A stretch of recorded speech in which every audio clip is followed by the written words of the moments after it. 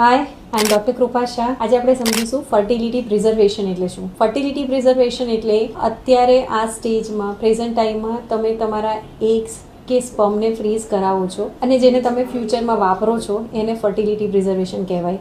Fertility પ્રિઝર્વેશનની જરૂર કોને પડે છે?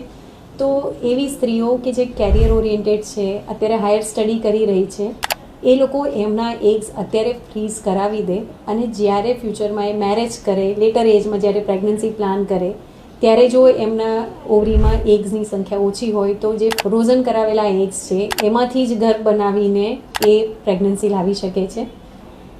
પુરુષોમાં જ્યારે સપોઝ એમને કેન્સર છે અને કેન્સરની સારવાર માટે જવાનું છે અને એ સારવાર દરમિયાન મતલબ કિમોથેરાપી કે રેડિયેશનથી જો સ્પર્મ કાઉન્ટ ઓછો થવાની શક્યતા હોય તો એ સારવાર શરૂ કરતાં પહેલાં તેઓ સ્પર્મ ફ્રોઝન કરાવી શકે છે અને સારવાર પછી જ્યારે બી તેમને પ્રેગ્નન્સી રાખવા માટે એની જરૂર હોય ત્યારે એ યુઝ કરી શકાય છે.